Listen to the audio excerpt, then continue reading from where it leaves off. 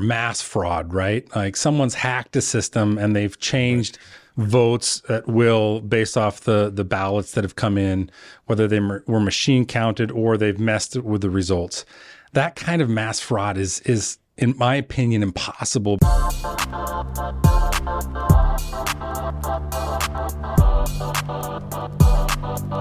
Trent, thanks for coming, sir. Yeah, you bet. So you are the Ada County Clerk.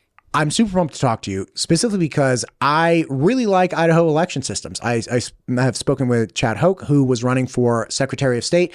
I have spoken with Phil McGrain. I've participated in every election since I've been here, covered different candidates. And the Idaho election system is substantially different than a lot of other states. And it ranks, as far as security and accuracy, one of the top in the country. Is that accurate? I'd say that's accurate, yes. All right. How? Like, you guys are doing some first of the kind in the nation stuff to help people understand how things are going down, what the votes are. Talk to me about this process. Yeah. So most recently, we've launched what we call a ballot verifier, and I'm sure we'll get into more of that as we go along. But to your point about Idaho elections in particular, I've traveled around the country quite a bit in elections classes and certifications for a national certification called SARA. And so I've intermingled with a lot of different jurisdictions and a lot of different folks who are running elections in other states and other counties and stuff. When I tell them about how we do things here in Idaho, their jaws drop. They're like, man, I wish we could do that here, right? We cut off voting at 8 p.m. on election night. I don't care if it's postmarked, right? If I get it after 8 p.m., it doesn't get counted, right? So we eliminate a lot of problems that other counties and states have in that regard, and that they're counting ballots and taking ballots in long after election day, right? Which probably led to some of the confusion in 2020. The other thing is we have a really awesome mix of no excuse absentee voting, early in-person voting, and election day voting. Now, the numbers on that mix out to about 20% absentee, 20% early voting, and the rest of them vote on election day. Very robust election day voting, right? Everyone else wishes they could have some form of that in their elections process. The other thing specifically with absentees is no one gets an absentee ballot unless they specifically request it. If your name's on some list, I don't automatically send you an absentee ballot, right? If you're a voter registered in our system, you don't get an absentee ballot unless you specifically request it for that election. If I may stop you, and again, I don't mean to derail you. I have a buddy in the neighborhood whose wife went to UNR in Nevada. I believe maybe it's Vegas. Doesn't matter. The point is, she was going to college in Nevada, and this is decades ago. Yep. And he told me he was very frustrated with the election system in the United States, and understandably, once he told me this, but his wife apparently voted in Nevada in the last presidential election. And it's like, she hasn't lived in Nevada since she was 22 or 23, but they've been sending this ballot to wherever, like her apartment or something, since that time. And somebody picked it up and wrote in their vote and turned it in, and it was accepted. And they got a hold of the election department in that area. And at least he says when they notified him, they kind of like blew him off. It's like, gosh, man, you have people walking around with those types of stories. It's like, you understand why that's a frustrating thing. But you're saying it's not this automatic go to, like somebody died 10 years ago and you just kept sending the ballot to that house. Absolutely. In fact, there's a kind of a funny story. I hate to even bring it up. Nicole probably kicked me for saying this, but an NPR reporter, right, went to vote this last time, and he was not registered, even though he had voted in every election for the last several years, right? And so he's like, wow, this is weird. And so he called us, and we realized that there was two people that died, there was one person that died with his exact name about a month prior. And we got that notification, and we accidentally removed him from the voter rolls because we got that. So now he's no longer registered to vote because we assumed he was dead, right?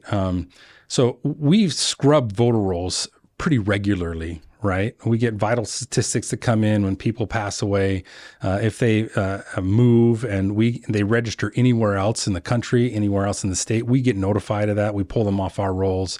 Every 4 years, if you have not voted in a local election, you get removed from our voter rolls, right? So we're constantly updating those voter rolls. Wait, back up to the last one. So every 4 years, if I don't vote in a local election, then I get removed from the voter registration roll. That's correct. So even if wow, that's wild. So if my death is not recorded, or I move somewhere and I don't register there, you guys just automatically, as a failsafe, you're like, okay, look, we don't know what this guy's doing, but he is not, like, we can't verify that he's even here anymore or alive. Let's axe it. Yep. Wow, that's great. So so in effect, you guys are saying, hey, look, we have all these robust, very clear mechanisms that stop it. But even in the absence of participation, we will take the person off so that somebody can't vote in their name. That's correct. And so MTU Studios is the proud producer for the Ada County Sheriff Podcast, the Idaho Wildlife Federation Podcast, the State Representative Ted Hill Podcast, the Idaho State PTA Podcast, and many more. If you or your organization is thinking about starting a podcast, MTU Studios would love to help. Just check out mtustudios.com. To your point about the UNR story, right? I can't control what happens outside of the state of Idaho, but that's one of the reasons, again, people are envious of what we do here in Idaho. Right. We have that good mix of access to the ballot. We have a lot of security measures in place. We have a pretty robust signature verification thing. A lot of people say, well, yeah, I could fake a signature. I challenge you to do it. Right? Bring it into one of our experts that check signatures on absentee ballots as they come back in. I guarantee you 99.9% of the time, I'm going to catch a fake. Okay. So walk me through this process. So when people register to vote, they have to do a signature, and then that signature is saved digitally. That's correct. And okay, so I register, boom, my signature's in the system. And then I request an absentee ballot. You send it to me. I fill out the ballot. I put it in the form, and then I sign the envelope that comes back.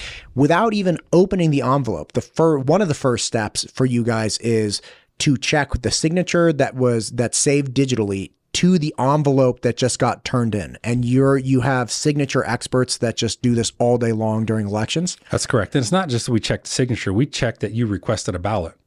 Right. We check that we sent you a ballot.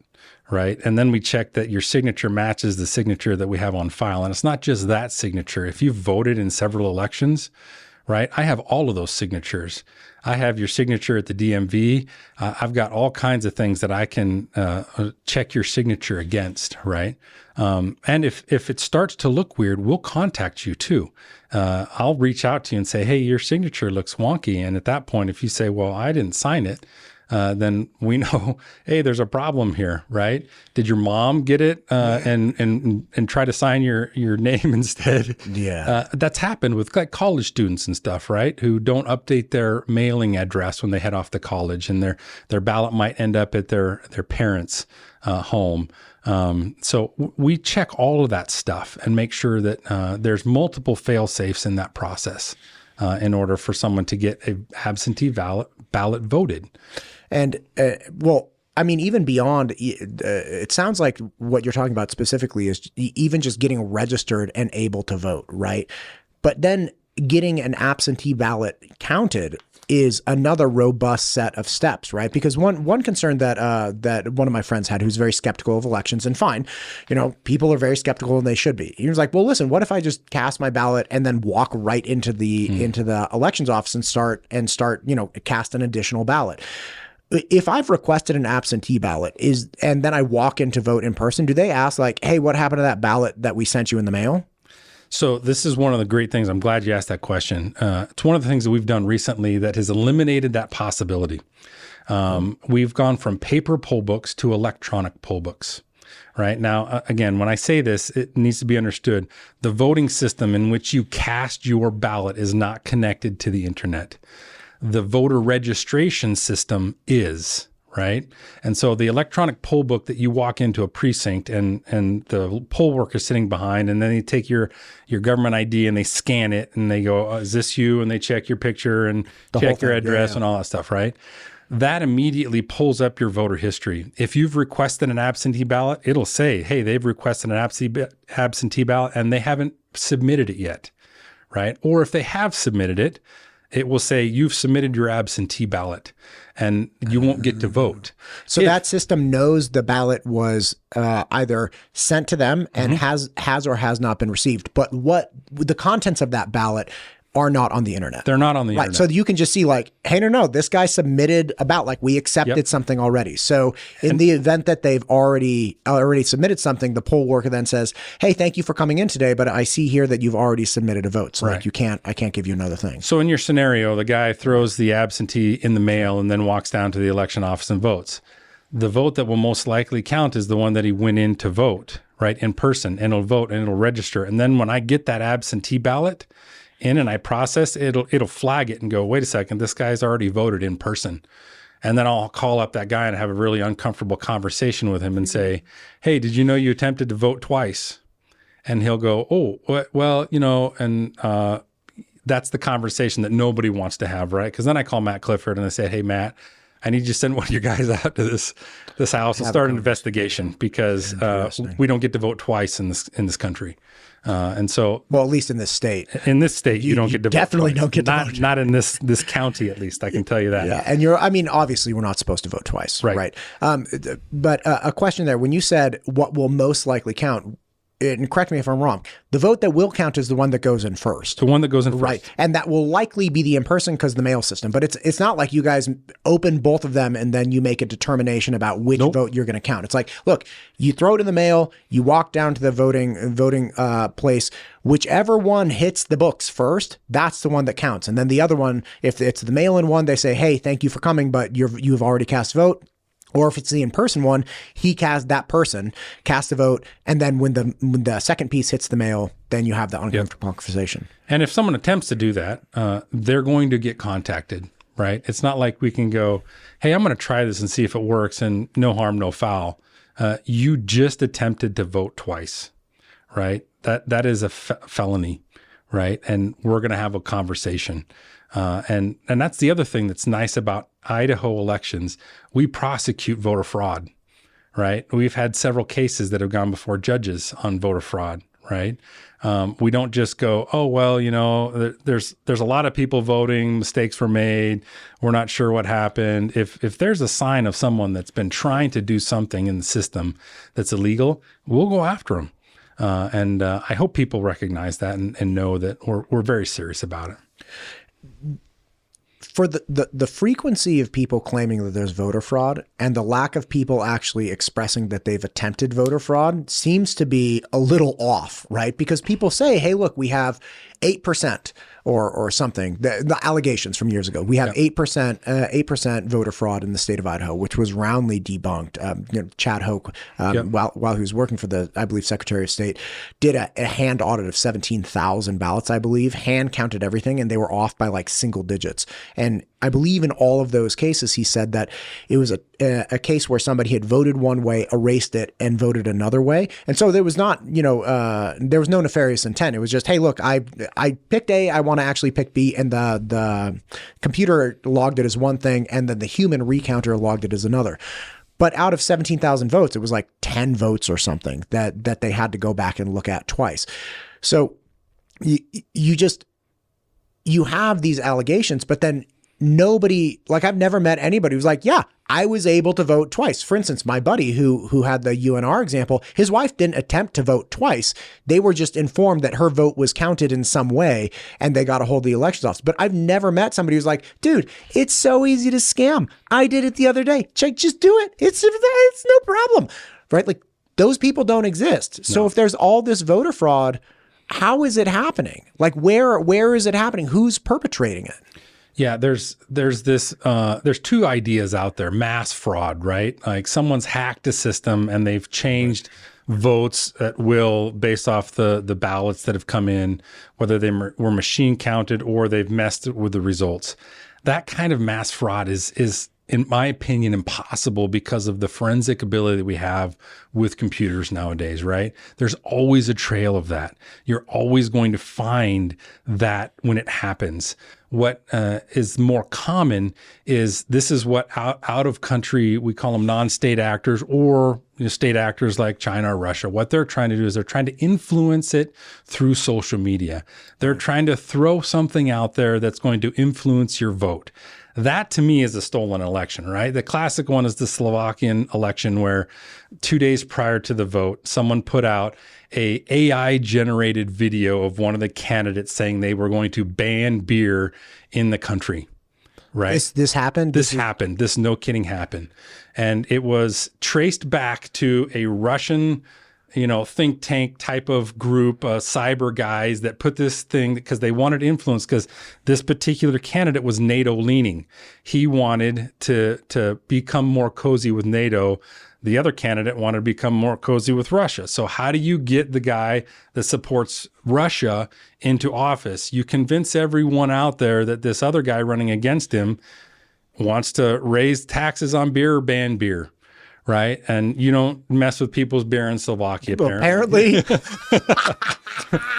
And so that kind of misinformation, disinformation kind of thing is where really people have to pay attention to, right?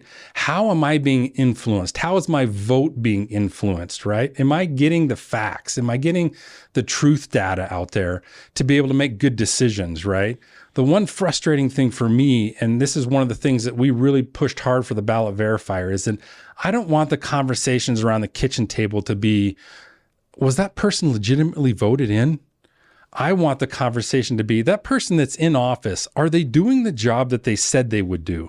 Right. Let's talk about that. Right. And if they're not, let's talk about the person running against them and what they could do. Right. Not, who's in office probably isn't legitimately should be in office, or, the person, that conversation. I want to eliminate that conversation. I want to get it back to the facts. I want to get it back to truth, to go, hey, this is how it really affects me. Right. Yeah. Again, to that point, I could not agree more. Right. Like, and I was telling several of I spoke with Mike Moyle right before the election, had a great conversation with him.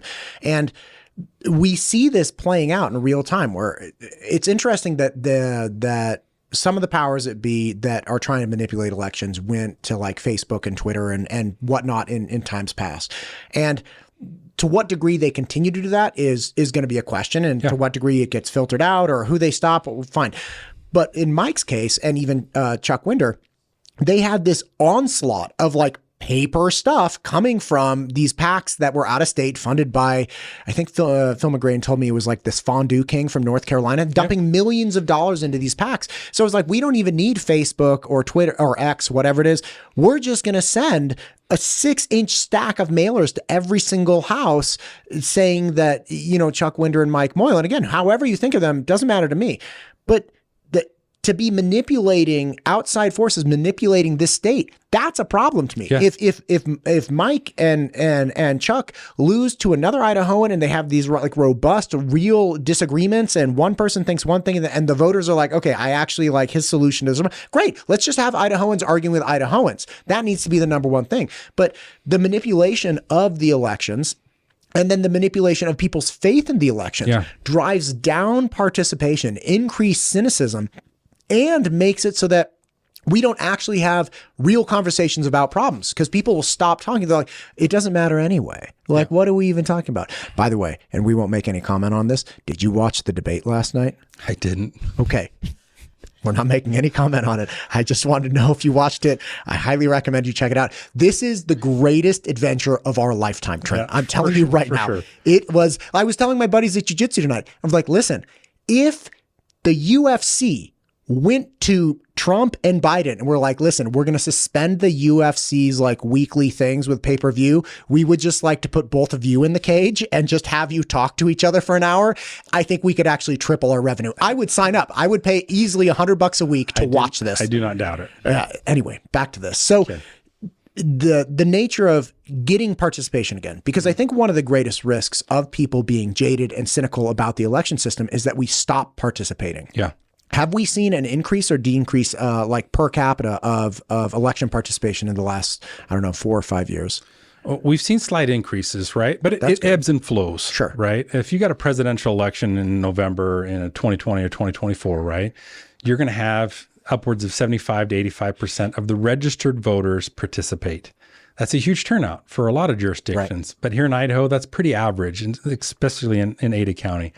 But for this last primary election, we had 30% turnout, right? So 30% of the people are determining who's going to be on the ballot in November, where 85% of the people show up to vote, right? That to me, we got to get our arms around that somehow, and there's the debate, probably not one for today, but is it my job to get out there and encourage people to turn out to vote, or is it my job to just make sure that people have access to the ballot and that their ballot is counted correctly, right? There's two debates out there whether or not I should be proactively trying to get out there and get people to vote, right? Voter guides are another huge thing that I'm sure you talked about with other folks on this. People don't have the information. So when you don't have the information, do you feel comfortable showing up and voting? Because I don't know these candidates from Adam, right? I got to go out and do all this extra research to try to find out who's on the ballot and what their stances are without a voter guide, right? So I think just educating people is an important part of the process. I do think the narrative over the last several years of, you can't trust elections has turned some people away. But I think we're battling to get that back. We want to serve people in a way that builds trust in government. I want to get rid of red tape. I want to get rid of roadblocks for people to get information that they need in order for them to feel comfortable showing up to vote, right? And then having them have trust in the election process so that when they do show up to vote, they know that their vote is counted properly. Right. And if I may, and we don't have to go down a long rabbit hole, but I would imagine you don't get to be pro or con participation.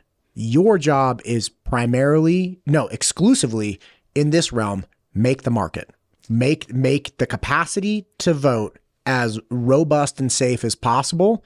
Beyond that, you don't get to be like, hey, vote or die, right? Like the P. Diddy thing from like 20 years ago, like vote or die, man. It's like, what are you doing? I hated that, by the way. I was in college. I was like, this is such a joke. Like, how embarrassing. And man, we see what's happened to them now. Doesn't matter. But the point is I would imagine that it's kind of like, hey, look, your job is done if you have presented the best possible system, and it's somebody else's banner to take up to rally greater voter turnout. Right. We want to get information and access to the ballot. Right. Information is a tough one because, again, the lack of a voter guide. We attempted to try something like that at least the local level in Ada County. I would love to see something like that in the state level. Right. A guide that, a lot of those folks that you're saying, the transplants from other places coming in here, they've come from places with voter guides. Right. Where they get mailed a voter guide that says, here are all the candidates. Here's a small blurb on them. This is the stances that they're taking, whatever the case may be. That allows voters to have that information to go, I feel comfortable going in to vote now. Right. You see a lot of talk about down ballot voting. Right. People are comfortable with going and voting for a presidential candidate, but they don't know anything about their local county ACHD or anything. Wait, ACHD is nonpartisan, right? Nonpartisan. Right. So that's not an accurate What's example. Interesting is when this ballot verifier came out, now you get to see voter behavior, right? That you never got to see before. The impetus for our ballot verifier was to give information to people and help them build their trust that the vote that was cast was the vote that we recorded and reported, right? But now that you have access to the image on the ballot, you can see, especially in this last election, which was super fascinating, people would walk in and they would vote for precinct committeemen and county commissioner and not for U.S. representative and others higher up on the ballot. I don't know that anyone's ever contemplated that ever happening on a ballot before. Up ballot non-voting, right? Where all they care about is their local candidate, their local precinct committeeman, their local sheriff, right? And they don't care about the things on higher on the ballot. That probably goes to the amount of information that was put out there at the local level recently in these elections, right? From precinct committeemen. People were aware who was running for precinct committeeman this year more than ever before. Right. I spoke to one person engaged in that election space, a political, campaign person. He was like, this is like the unholy World War III. You have no idea how insane it's getting, because the struggle over the precinct committeemen could potentially lead to the struggle over how the elections go, state parties, all that stuff. Because this is something that somebody explained to me about a year ago. They're like, look, here's the thing. There are some people in the Republican Party that want to make sure that the Republican Party exclusively can control who can run as a Republican. And I was like, okay, like, I don't understand what you're saying to me, right? Matt's an idiot. They went on to explain slowly, like, all right, Matt, I'm going to put on like my you're a 5-year-old hat. They say, look, people frequently, especially people that are moving here that aren't familiar with all the candidates, like me, people frequently will go to the ballots and just mark based on party. And we live in a very conservative state. It's very Republican. So most people will go in if they haven't done their research or feel the research works for them, and they will just mark Republican. Whoever's running as a Republican, they will vote for it. And I was like, okay, fine. And they're like, and if the party controls who can run as a Republican, then whoever decides who can run as a Republican actually decides the election. At which point my jaw dropped because, idiot brain finally got it. It's like, okay. So who decides who can run as a Republican? They're like, there we go. So now we're starting to get down to these lowly precinct committeemen. Right. Not insulting any of them, but it's like, it's not thought of as this very glamorous or coveted position within the political system, but they will ultimately start having control over who can run as a Republican and ultimately, ostensibly, who wins the elections. Yeah. So they literally will be determining the political landscape of Idaho. 100%. Man, that's a wild time. No wonder people wanted those positions. Yep. Would there be anything stopping them, like from a state like function check and balance from doing that? And I'm not saying it's a good or bad idea. I'm just like, that's pretty wild. There's a friction right now out there, and there's a struggle between the Secretary of State and the parties. And I'm not saying it's vitriol or anything other than the party has rules, right? And then the state has laws, right? And we run elections based off the laws, not the party rules. The party could get together and say, you know what, we want everyone to wear purple hats or green hats or whatever. And if you're not wearing a green hat, then you don't get to get on the ballot, right? They could pass that rule. The fact is, unless it's in law, they can't be enforced. It can't be enforced, right? So interesting. If the party rule wants it to be law, then they've got to convince enough people in the legislature to pass that law so that when we run elections, who gets to file for candidacy, what their party affiliation is, who gets to vote in what elections, all that stuff, that's all codified in law, state law, in statute. It's not the party rules, right? And I'm not favoring one or the other. Sure. Right? I'm just saying, as an elected official who's responsible for running elections, right, I follow the law, right? Whether I like it or not. If someone comes in and says, hey, I really don't like this law, you need to do something about it. And I go, well, you know what? I may agree with you. I don't like the law either, but it's the law. And I'm going to follow the law until the law's changed. If the law's changed, then I'm happy to do whatever the law has changed to, right? And that's one of the things that's unique about my position. I have to be very careful about, who I start raising the flag for and all the political views that I may personally have, right? Those don't get to play in how I run elections. I run elections based off the law. Right. Whether I like absentees or don't like absentees, the law right now says I run absentees this way, and I'm going to do it to the best of my ability and to make sure that people know that I am following the law and we're doing the best that we can to secure those ballots and that whole process. Right. Same on election day and same in early voting. And then at the end of the day, hopefully people will trust that that's the truth data, that it reflects the will of the people. Right.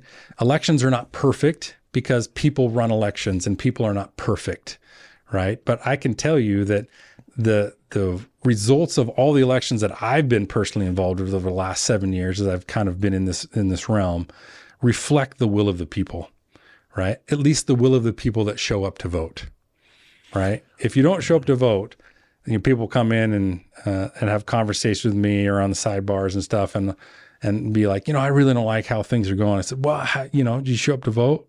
No. Well, then I don't understand why you're complaining. Yeah, man. Right? Like, show up to vote and make your voice heard, right? Because what you show up and put on the ballot is reflected in the results. And so that's all I can say to the folks that are pushing back on it. Yeah, and especially in a state this small, right? Like, there are, roughly 2 million people or just under in this state. And, Ada County is a large county. Sure, that's fine. But we have access. Like the county I moved from was 2 million people. And the fact that we are here, like I talk to different legislators and senators, lawmakers, like weekly. It's amazing. Like you can call them or email them and say like, hey, Lori, I have this issue. And Lori's like, hey, Matt, okay, like what's the issue? Blah, blah. So it's that participation and the capacity to meaningfully participate that I think is so enriching and wonderful about this area. That like you have, like I'm working on a project right now with multiple representatives having to do with school tech, and it's great. Like I'm talking to them, I explain the problem, they understand, we're coming up with solutions, and that's meaningful change, right? Yeah. That's functional government, which is like the constituents come forward, you represent me, I have this issue, please help me fix this issue. And they're like, okay, I hear your issue. Yeah. Like I one up you with action. What do we do now? It's like, okay, great. And again, we need more of that. Yeah, like, for sure.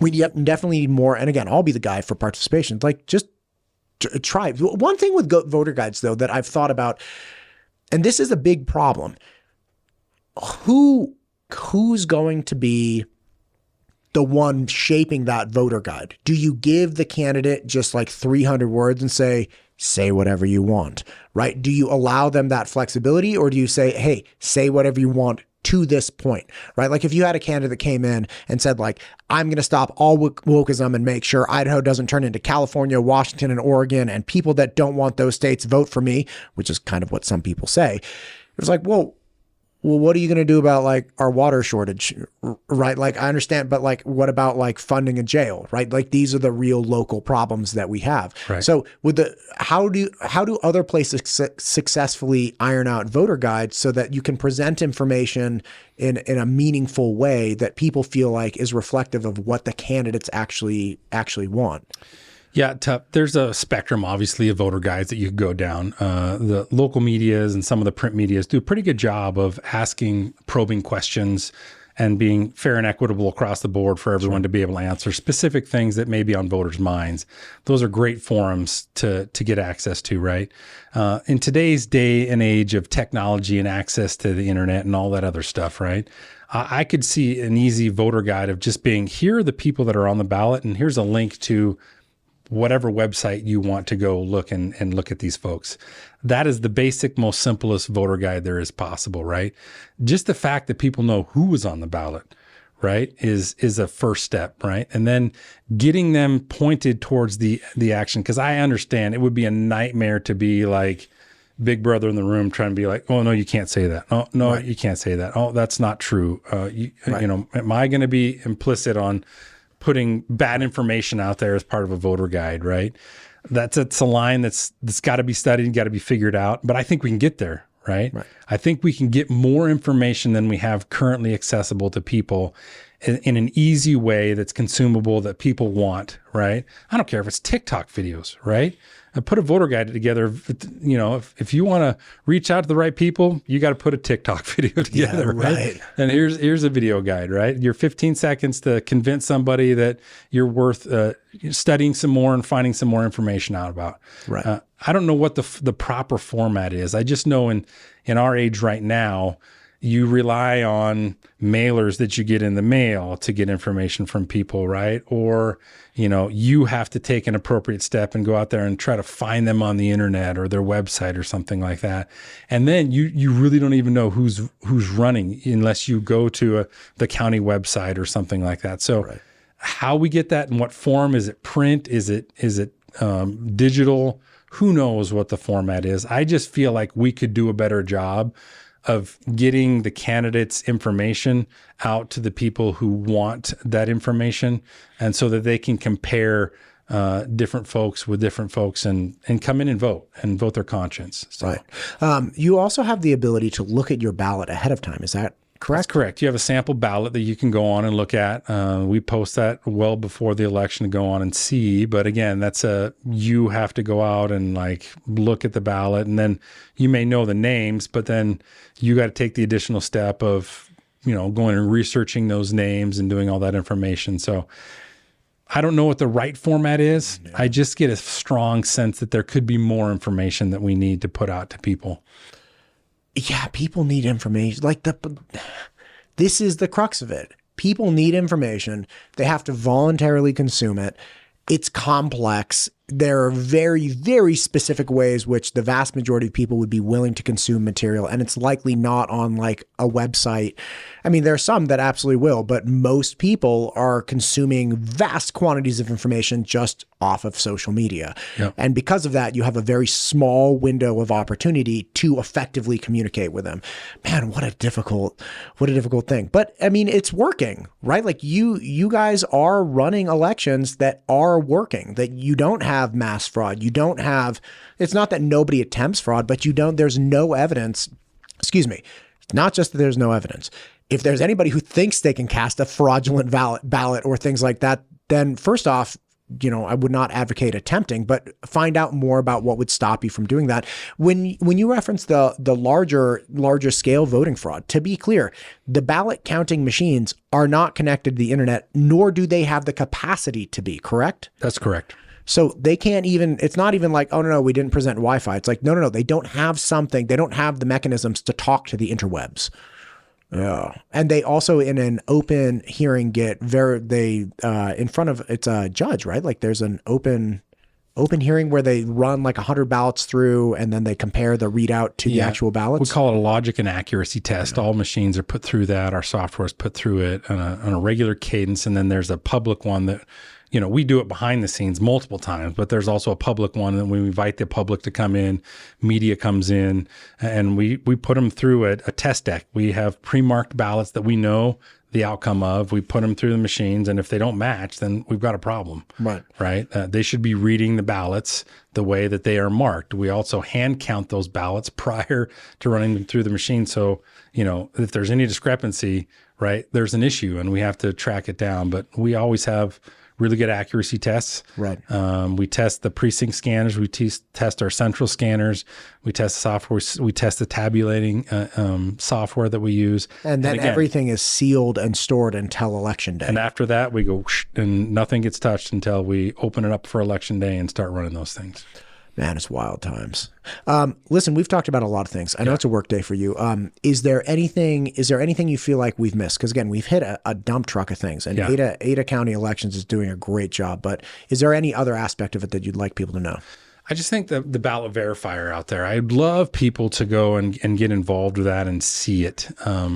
Whether you're a candidate, whether you're a campaign, there's a lot of people out there that could gain a lot of information from this. The reason we went down this path, and again, I think it's probably one of the first in the nation to do this, is we wanted to get the information to the people, right? The CEO of the company that we've partnered with, Severa, out of Cambridge, Massachusetts, right? His famous quote is, "We've turned a black box into a glass box."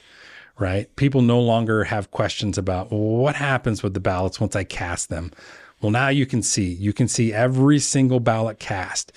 The power behind the ballot verifier is you can sort it by contest down to the precinct level and look at just the ballots that were cast in that particular contest. You can look at just the absentee ballots that were cast. You can look at just the early voting ballots that were cast. You can look at election day, and you can walk through and you can see voter behavior, right? You talked earlier about, monolithic voters, right, in Idaho. I'm only going to vote Republican. Okay, I was going to say, what's a monolithic voter? Yeah, a monolithic voter is, I'm registered Republican. I'm never going to vote for anything but a Republican, right? What you see on the ballots, though, is that there's a lot of people in Idaho that are not monolithic voters. Interesting. You can actually see someone vote for a Republican and a Democrat on the same ballot. You can see someone vote for Democrats and no for a bond. You can see someone vote all Republican and vote yes for a tax bond, right? You see that kind of stuff, and it breaks down the barriers and the walls of the preconceived notions that, we're all, acting according to some design, right? Like, no, there's smart people and a ton of people that act on their own, that vote their conscience, that actually do their homework and go in and go, this is the best candidate here, this is the best candidate here, and they vote that way. And it's fascinating to like scroll through it and see that stuff, right? We've never had access to that before, right? And again, just to your point, there's this great fallacy with with things like video games, criticisms of video games, right? And there's some really dark video games like Grand Theft Auto and stuff. And people very frequently in years past would accuse these violent video games of producing violent individuals, which, by the way, the FBI did a deep dive into years back. And they're like, all right, we find no evidence of this. Just like race car games do not produce dangerous drivers, right? Like that's just not reality. But scientists and analysts and people going down this line of thought always have this attribution to the general populace. It's like, well, people are just dumb. They think that this is reality. I don't. Right. The scientists, I don't think this is reality, but they in mass do. And I think the same attribution bias is, it sounds like it comes out here, which is everybody thinks the average voter is dumb. They're so smart, but the average voter is just an idiot or will just vote Republican all the way down. I would love to have another conversation with you if you'd be into it, kind of exploring some of this data. It's like, hey, listen, if it turns out, it's like most people think that everybody's hardcore Republican or hardcore Democrat, and that's how it plays out. But in reality, only like 20% of votes actually were monolithic voters or people that voted in the exact way. It's like this many people voted all Democrat and then not for the bond, right? And it was like 50% of the Democratic votes or things like that. If we could flush that out, that would be so cool to talk about. Absolutely. All right. Well, we'll have you in again. Thank you for coming in, sir. I appreciate what you're doing for Idaho and Ada County, and keep up the good work. Thank you. Appreciate you. MTU Studios is the proud producer for the Ada County Sheriff Podcast, the Idaho Wildlife Federation Podcast, the State Representative Ted Hill Podcast, the Idaho State PTA Podcast, and many more. If you or your organization is thinking about starting a podcast, MTU Studios would love to help. Just check out mtustudios.com.